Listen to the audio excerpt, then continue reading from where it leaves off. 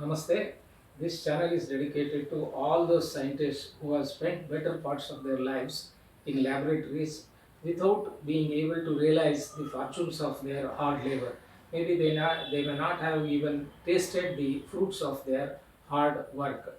And science, it has been said that it should be so good that even an ordinary man walking on the street must be able to uh, understand, accept, and appreciate science. So on these lines, let us today learn about acidity.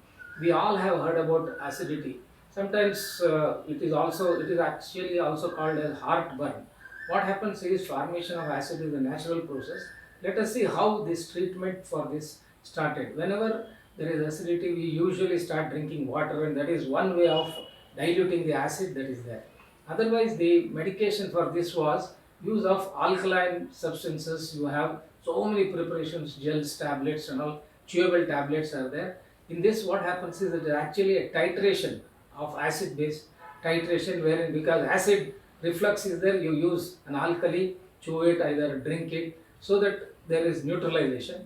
But just like acid-base titration, here you don't have an indicator to stop the addition of alkali. You cannot shake your stomach and find out whether the acid has been neutralized. So that is the limitation of using a oral alkaline substance. Then they started looking at this as to what could be there to solve this problem other than just using alkaline substances which are chewed or which are consumed as liquid orals. That is when this histamine was considered. Histamine actually is an autocard.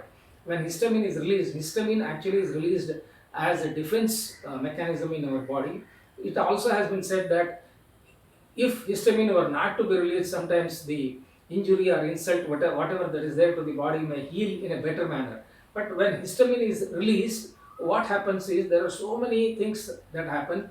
Our usual allergic reactions, the itching that happens, or running nose, all these are because of histamine only.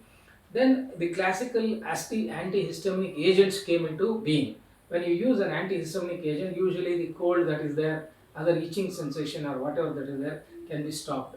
But it also was realized that these classical antihistaminic agents, if administered, were not able to counter the other actions of histamine.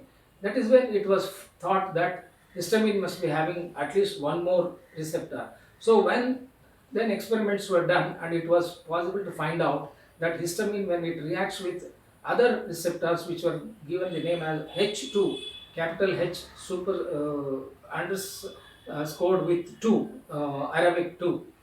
The classical antihistaminic agents are called as H1 receptor antagonists. That means histamine reacts with these receptors and it induces certain actions. The other actions that are induced by histamine, when it reacts with other types of receptors, these are not countered by the classical antihistaminic agent. That is when they started off thinking of synthesizing or finding out drugs for H2 receptor antagonists. That means these drugs should prevent the interaction of histamine with the H2 receptor.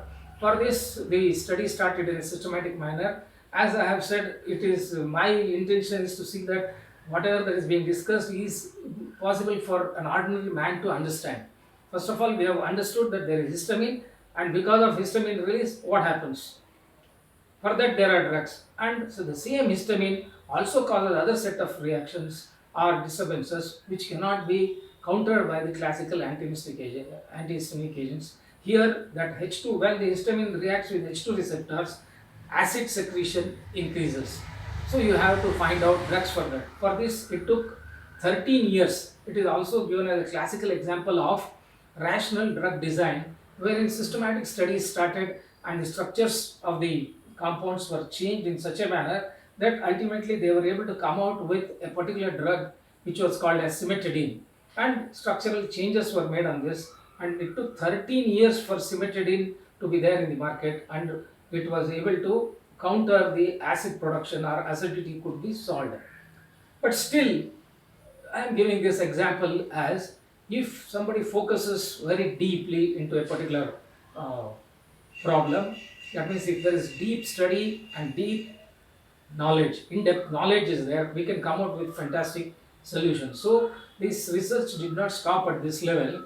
What happened was, so basically what is happening is acid is being secreted in our system. That is when they started looking at different methods of solving this problem. Actually, what is to happen was, not only it is just acidity, because of the release of acid, it used to cause ulcers. The ulcers that are there, and people who are there in higher positions handling difficult situation, they also used to say, "Don't give me ulcers" and all that. And it was proposed that because of the tension that is there, or the anxiety or the pressure that is there, acid secretion is more, and only people at higher responsible levels only had these ulcers and all that.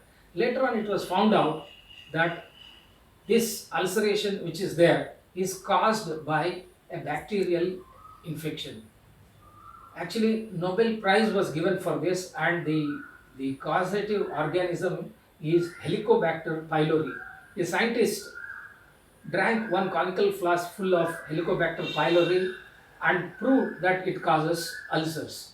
And that scientist got the Nobel Prize for this discovery. So it is no more just the secretion of acid, so it is an infection which causes ulcers. So now actually the treatment of ulcers has changed, and wherein you use a combination of antibiotics and one more drug. What is that drug? You have to use a drug which completely stops the acid secretion. So it was found out that there is what is called as proton pumps. We have proton pump in our system wherein H plus ions are released. That means acid production happens. So not only so, if you use H2 receptor antagonist, it is not going to solve the problem. If we get right to the root of this problem, wherein acid production itself is stopped, that is how we have several drugs which are called as PPIs, proton pump inhibitors. If proton pump inhibitors are used, then there is no acid secretion. So if there are ulcers, for that, it is a combination of an antibiotic and proton pump inhibitors. And proton pump inhibitors today are used on a regular basis to overcome this acidity problem. And in severe acidity, what happens is sometimes the symptoms are such that you feel as if you have got a heart attack. That also, there will be breathlessness, then pain all over the chest, including your back, then vomiting sensation, then perspiration. Anybody can consider this or mistake this for a heart attack. But of course, whenever such symptoms are there, one should definitely go for a consultation and get one ECG done. But actually, these are the symptoms of high acidity also, and this can be stopped or this can be controlled by the use of PPIs, proton pump inhibitors. There are a number of drugs today that are there. So what we have learned today is that acidity, which started, for that we started using oral alkalizers. From that, the next step was H2 receptor antagonist. That means if histamine that is released in excess, if interacts with H2 receptor, that means another set of receptors that causes the release of acid in our system. So for that, drugs were found out, cimetidine, ranitidine and all that. Then it was further they found out that how acid itself is manufactured in our system, and there is a proton pump which can be inhibited.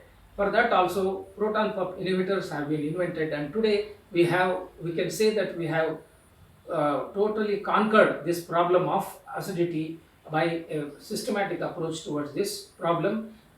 We salute those scientists who have worked towards finalizing the treatment for duodenal ulcers and gastritis